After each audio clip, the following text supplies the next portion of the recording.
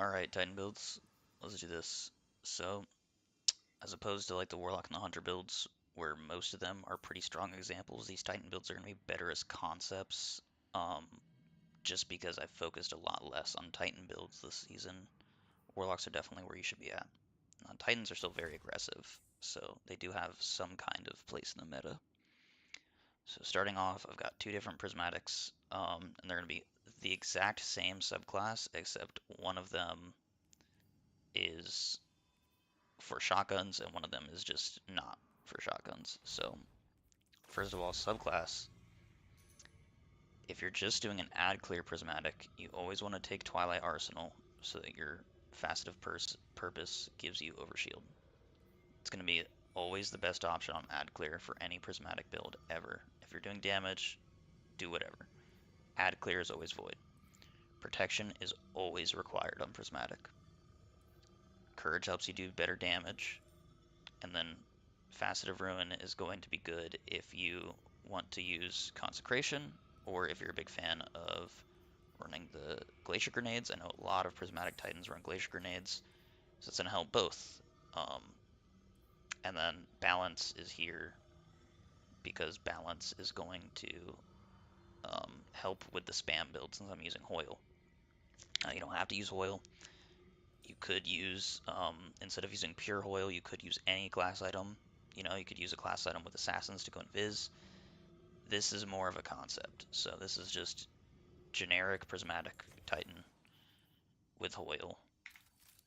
The mods are set up for strand damage because Scatter Signal is really good, and this Mercado is decent enough of a machine gun to make it work.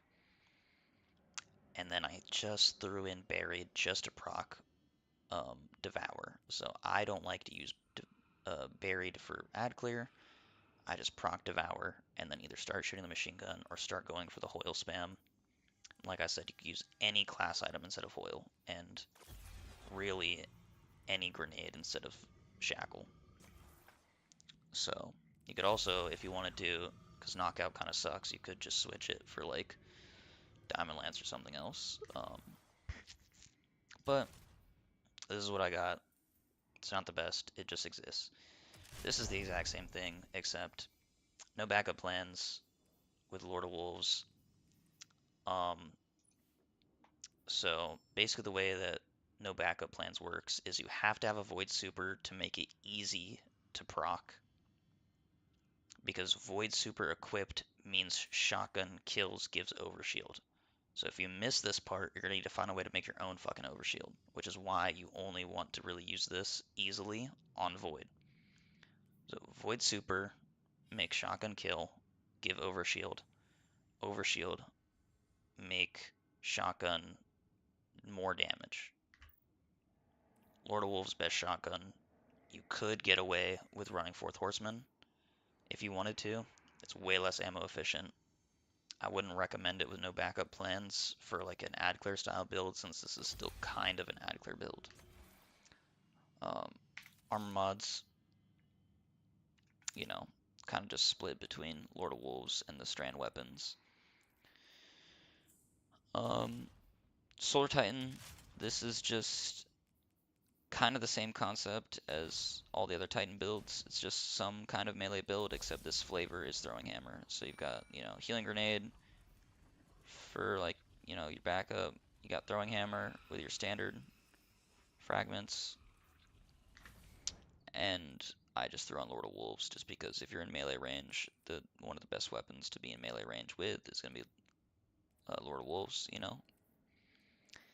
And then Unwavering Duty is just there because it's solar and it surge matches Lord of Wolves. And if you wanted to run Empyrean, it'll proc Empyrean. Both of these will proc Empyrean. Scatter Signal doesn't need to be there, it just is. And then, of course, surge matches. If you run heavy-handed on this, it's also kind of nice with a melee build. So, now this is the real crown of like ad clear builds for me. I am not a very good Prismatic Titan. I could do better.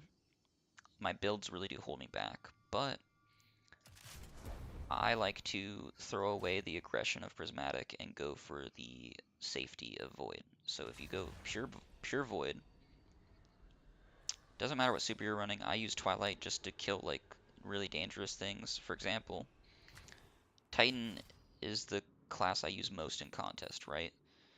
Uh, I only use Warlock in contest when it's time for a well. I try never to use Hunter in contest. I've used this build in Salvation's Edge contest and in Vesper's Host contest. And I've used this build in Salvation's Edge contest and in Sunder Doctrine contest. So these are the most proven, even though this one's pretty weak right now. So this Void build, you proc your Overshield on your Rally Barricade,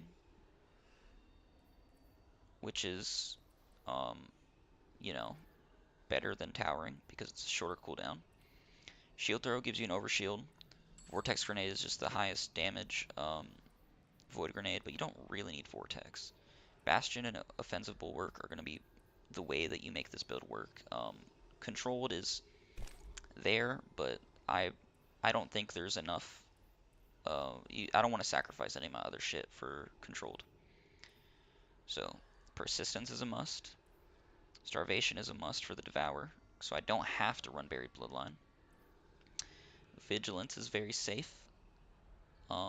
This will save your life at least once in any activity you go in.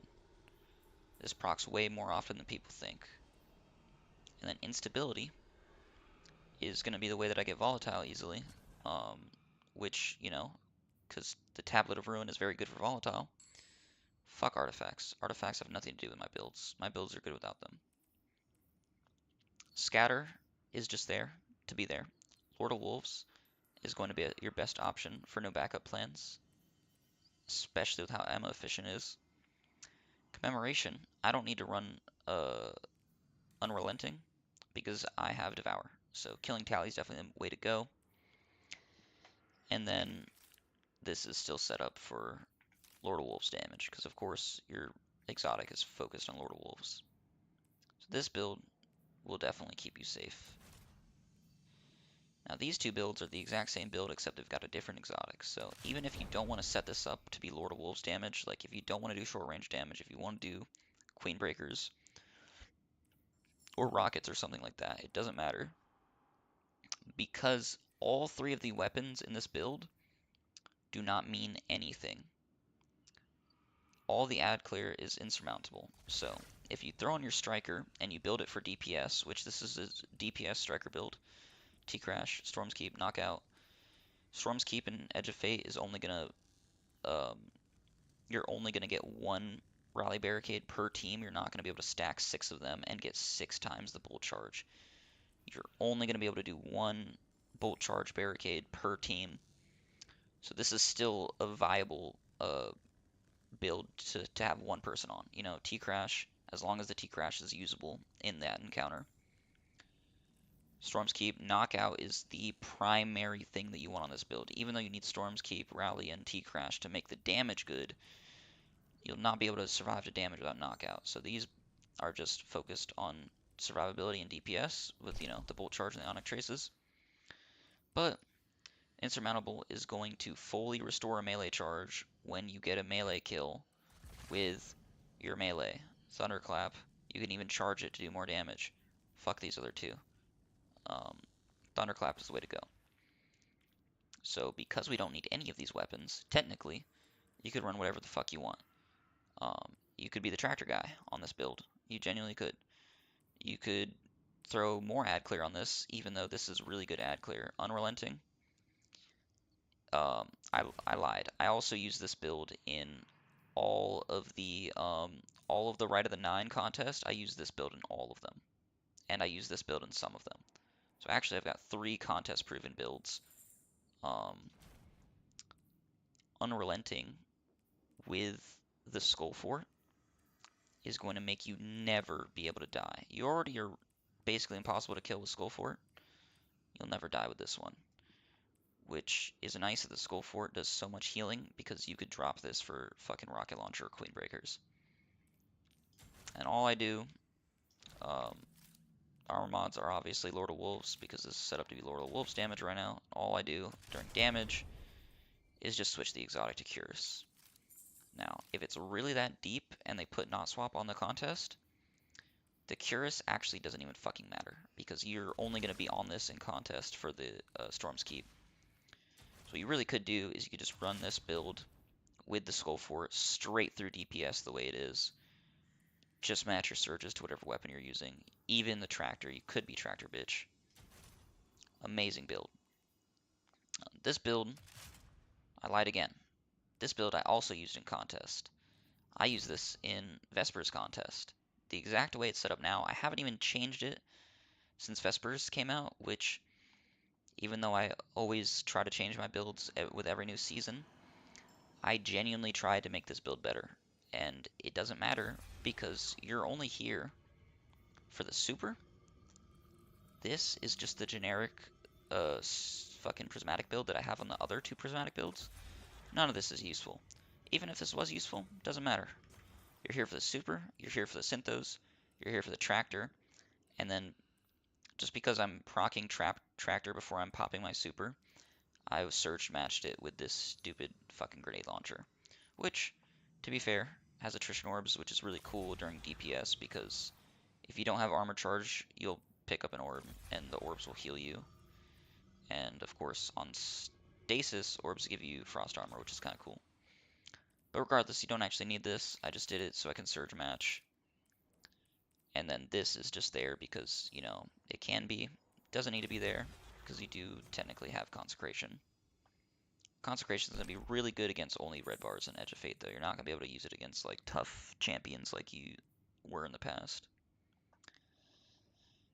But, you know, this is a really good damage build.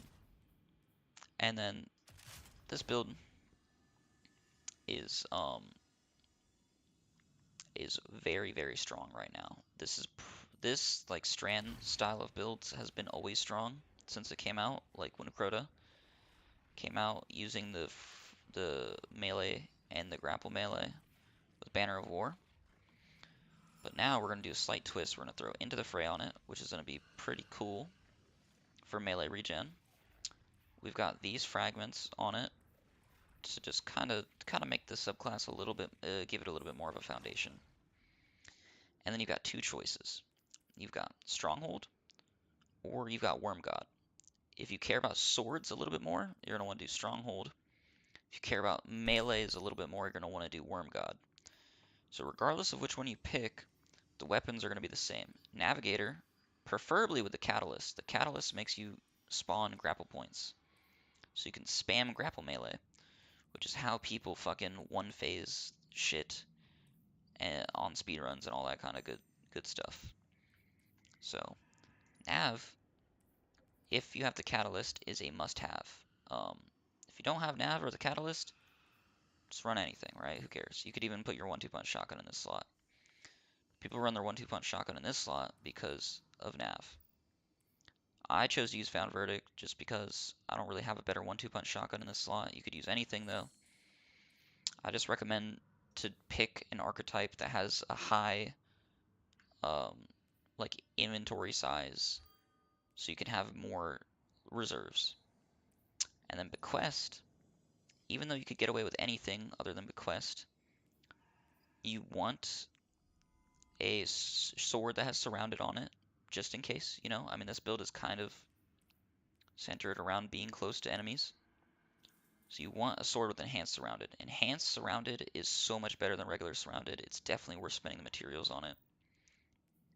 Bequest is unique because it has way higher impact than other swords in its um, like archetype or in its just in its range. Like 78 impact, you're gonna really struggle to meet that, and impact is directly related with damage. So you could get away with using any other sword in the slot, but Bequest is just going to be a really easy, guaranteed way to make this build usable. With the Stronghold, of course. If you're using Worm God, you could still use the Bequest. Doesn't matter. Also, the Found Verdict and the Bequest Surge match right now, so that's kind of cool. You could Surge match with anything else. A lot of people use Ikelos Shotgun because it can roll Grave Robber. And if you want to use Grave Robber Ikelos Here you could surge match it with Caretaker, which is really, really good if you have a crafted Caretaker. I'm pretty sure Caretaker can also get surrounded. And then the mods are, I didn't even put mods in the Stronghold, Lamau. The mods, I didn't even fucking do mods. So, uh, fucking surge damage, arc surges, I guess, with something. Who really gives a fuck? Um, as long as you're using your melees and your grapples, this is gonna be the highest DPS build out of all of them. Just a little bit more uncomfortable to use. So now, if I actually go in here, I'm not gonna show this build because it's the exact same as most of my other prismatic builds, but I will show how it works with. Oh, you're fucking kidding me. I will show how it works with Lord of Wolves. So, bam, I have an overshield. Bam, I have a bigger overshield. Just keep it going. 10 seconds of overshield right now. Oh, another 10 seconds. Another 10 seconds. It's pretty good. If you wanted to use a shotgun in your primary or in your kinetic slot instead of scatter, it's also valid. But I just kind of left this the way it was, just because if it works, you know? So...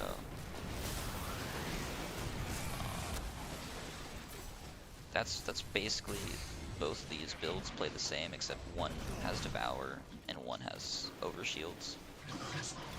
I'm not going to show the Solar build, it's just a fucking Throwing Hammer build. Everyone knows how to use Throwing Hammer build, you just walk up to something and throw your Throwing Hammer. This build is the exact same playstyle as this build, except you get a Rally Barricade to save your ass instead of a Healing Grenade like this build. So the Void is definitely better than the Solar one. At least for survivability. If you throw in how aggressive this build is, it is better than the Void build. The Arc build is as easy as just spamming your melee. And the only thing you need to watch out in this build, I'm not even going to use the Commemoration. The only thing you need to watch out in this build is you can't spam it too fast. You have to wait like 1 second in between melee to actually have Insurmountable and its perk proc. So basically you want to wait for the animation to finish to be able to proc Insurmountable. So if I do a melee here, right, as soon as the animation's finished, then I can actually go back to spamming it, just like I did with those two Scions. But if I spam it, do you see how it just didn't do anything right there? It just won't work. If you like panic melee, just tap the button 1,000 times in a row. The only thing that you need to do with this build is fucking put down your barricade and call it a day. This build is basically just tractor cannon the boss, throw the velocity baton on the boss, which again is optional, and then just fucking glacial quake it. And as long as you can proc synth those, this is going to be insane super damage. So I'm not even going to show this because it doesn't matter. Now, this build is definitely going to expose how bad I am at Strand Titan, because if this content was harder, I'd get my fucking ass kicked. But at the very least, I can show how survivable Stronghold is. So Stronghold procs Perfect Guard when you take damage, and Perfect Guard is going to let you proc Restoration, which is really funny because I'm going to be on Strand with Restoration.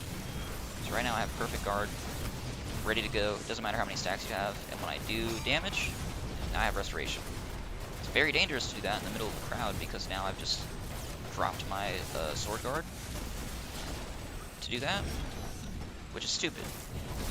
It's really stupid, but it gives you Restoration times 2 for quite a long time. So if you manage to survive dropping your guard, you do get quite a lot of Restoration. So that's nice.